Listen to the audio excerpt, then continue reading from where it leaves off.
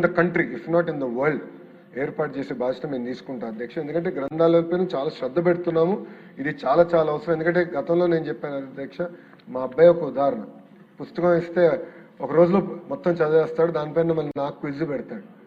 So దానివల్ల చాలా creativity, చాలా ఐడియాస్ వస్తాయి అధ్యక్ష. సో గ్రంథాలయాల అవసరం చాలా చాలా ఉంది. పిల్లల్ని ఈ ఐఫోన్స్ కి ఐప్యాడ్స్ కి దూరం పెట్టాలంటే గ్రంథాలయాలు కీలకమైన పాత్ర వహిస్తుంది. తప్పనిసరిగా 175 నియోజకవర్గాలు 175 గ్రంథాలయాల్ని ఎక్కడైతే లేవో ఏర్పాటు చేయాలి, ఎక్కడైతే ఆల్రెడీ ఇన్ఫ్రాస్ట్రక్చర్ ఉందో పుస్తకాలు ఏర్పాటు చేయాలి, మౌలిక వసతులు కల్పించాలి అధ్యక్ష. దానికి ఒక కార్యాచరణ మేము ఏర్పాటు చేసుకున్నాం.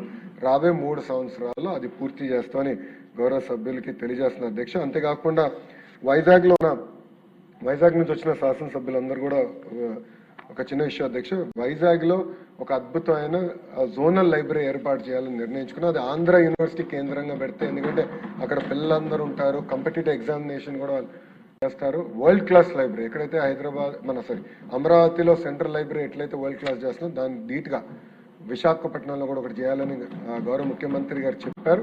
అది ఆంధ్ర యూనివర్సిటీలో ఏర్పాటు చేస్తాం. అదేవిధంగా రాయలసీమ కేంద్రంగా కూడా అలాంటి ఒక లైబ్రరీ, జోనల్ లైబ్రరీ అద్భుతంగా అన్ని హంగులతో పాటు ఒక యాంఫీ థియేటరు, ఒక ఆడిటోరియము, అదేవిధంగా కాంపిటేటివ్ ఎగ్జామినేషన్ ప్రిపరేషన్ కానివ్వండి, కావాల్సిన బుక్స్ అన్ని కూడా పిల్లల దగ్గర నుంచి కాంపిటేటివ్ ఎగ్జామ్స్ వరకు కావాల్సిన పుస్తకాలని ఏర్పాటు చేసి ఆ ఎకో సిస్టమ్ కూడా ఏర్పాటు చేస్తాం జరుగుతుందని గౌరవ శాసనసభ్యులు తెలియజేస్తున్నారు.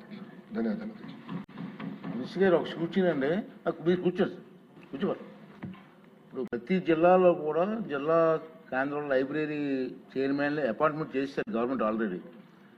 ఆ జిల్లాలో ఉన్నటువంటి హౌస్ ట్యాక్స్లో 10% 6% తెలియదు నాకు, లైబ్రరీకి వస్తుందండి 4%. ఆ అమౌంట్ ఎందుకు రావట్లేదు? వస్తే లాట్ ఆఫ్ మనీ అండి. అది దాంతో లైబ్రరీ బ్రహ్మాండం చేయొచ్చు. ఒకసారి జిల్లాపై చైర్మన్ అందరు కూర్చోబెట్టి మీటింగ్ పెడితే మున్సిపాలిటీ అంటే ఇక్కడ గత ప్రభుత్వం ఏం చేసిందంటే లైబ్రరీ సెస్ ఏదైతే వస్తుందో అది డైరెక్ట్ గా సిఎఫ్ఎంఎస్ కి లింక్ చేశారు. ఒకసారి స్టేట్ ట్రెజరీకి వెళ్తే వచ్చే పరిస్థితి లేదు ఇప్పుడు ఆర్థిక ఇబ్బందుల్లో. దానివల్ల ఏమంటే గ్రంథాలయాలని ఇబ్బంది పడుతున్నాం. జీతాలు కూడా అక్కడ పనిచేస్తున్న స్టాఫ్ కూడా జీతాలు ఇచ్చేదానికి చెల్లించడానికి అనేక ఇబ్బందులు పడుతున్నాం.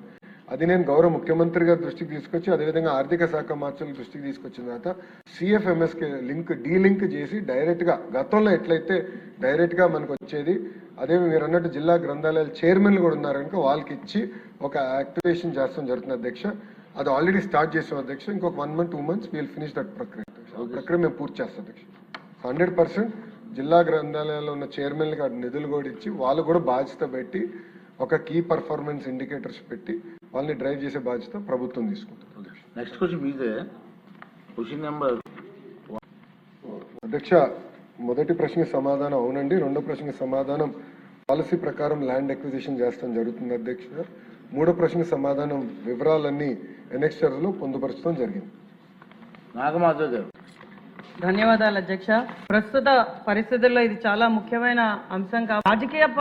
రాజకీయాలకు అతీతంగా ప్రజలకు మనం సమాధానం చెప్పాల్సిన అవసరం ఉంది కాబట్టి నాకు కొంత విలువైన సమయాన్ని కేటాయించవలసిందిగా మిమ్మల్ని విజ్ఞప్తి చేస్తున్నాను అధ్యక్ష. ముందుగా ఒక విషయం స్పష్టంగా చెప్పాలనుకుంటున్నాను. ఏంటంటే నరేంద్ర మోడీ గారి వికసిత్ భారత్ లక్ష్యానికి, చంద్రబాబు నాయుడు గారు పవన్ కళ్యాణ్ గారి స్వర్ణాంధ్రప్రదేశ్ లక్ష్యానికి నారా నేను స్వాగతిస్తున్నాను అధ్యక్ష. డేటా సెంటర్లు కానీ ఏ రంగాన్ని కానీ నేనైతే ఖచ్చితంగా స్వాగతిస్తున్నాను. దానికి నేను వ్యతిరేకిని కానని కూడా తెలియజేస్తున్నాను.